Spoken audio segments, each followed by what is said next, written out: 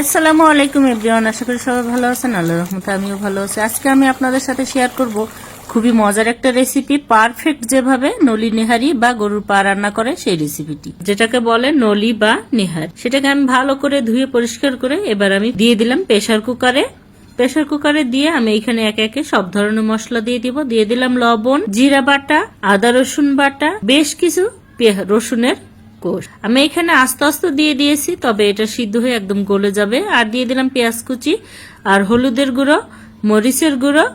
এবার দিয়ে দিচ্ছি রাঁধুনি আর ধনিয়ার গুঁড়ো মিশানো, যেটা সেই মিশ্রণটা। আর দিয়ে দিলাম সরিষার তেল, 2 টুকরো তেজপাতা, 3-4টা এলাচ থেতো করে দিয়েছি, দারুচিনি, লবঙ্গ আর গোলমরিচ। এই ছিল আমার আজকের এই মাংসের মশলা।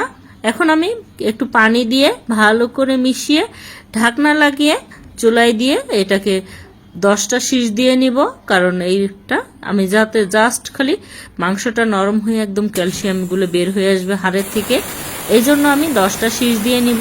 পরবর্তীতে আবারও পাতিলে রান্না করব, কিন্তু এইভাবে আমি ফার্স্টে শীষ দিয়ে নিই।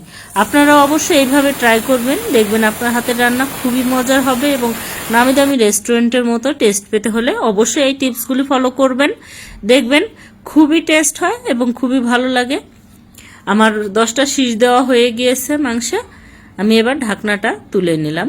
দেখুন একদম সিদ্ধ হয়ে কিন্তু খুবই সুন্দর একটা অ্যারোমা বের হওয়া শুরু করে দিয়েছে আর মাংসটা খুবই নরম হয়ে গেছে। এখন আমি একটা পাত্রে আবারও ঢেলে নিচ্ছি। ঢেলে নিয়ে আমি এবার আলাদা রান্না করে নিব আবারও, কারণ ওটা মাংসটা নরম করার জন্য আমি প্রেসারে শীষ দিয়ে নিয়েছি। এখন হচ্ছে এইখানে আমি আবারও ভালোভাবে কষিয়ে ঝোলটা গাঢ় করে ফেলবো।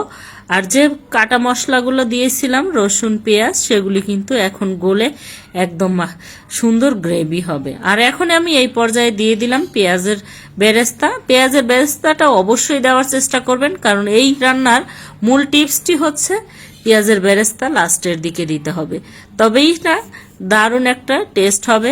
নর্মালি সবাই রান্না করে, কিন্তু এইভাবে যদি আপনারা করেন দেখবেন এর স্বাদ দ্বিগুণ হয়ে যাবে। আমি পেঁয়াজের বেরেস্তাটা ভালোভাবে মিশিয়ে ঢাকনা দিয়ে আরো কিছুক্ষণ রান্না করে নিব। কিছুক্ষণ পরে আমি আবারও ফিরে আসছি, দেখুন কালারটা কি সুন্দর হয়ে গেছে। আর এই পর্যায়ে আমি লাস্টে জিরা ভেজে গুঁড়ো করে সেই জিরা ভাজার গুঁড়োটা দিয়ে দিলাম।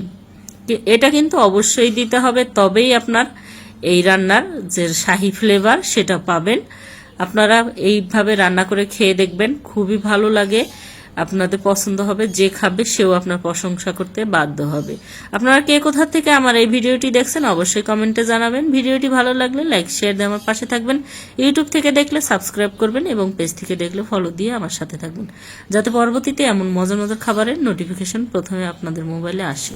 আমি চুলাটা অফ করে দিলাম, আমার রান্না ডান হয়ে গিয়েছে। আমার দারুণ স্বাদের নলি নেহারি রান্না কেমন হয়েছে অবশ্যই এই রান্নাটা জানাবেন। আর আপনাদের ভালো লাগে থাকলে অবশ্যই শেয়ার দিয়ে অন্যকে দেখার সুযোগ করে দিবেন, যাতে যারা নতুন রাঁধুনি বা ব্যাচেলর তারা কিন্তু খুব সহজেই রান্না করে খেতে পারবে।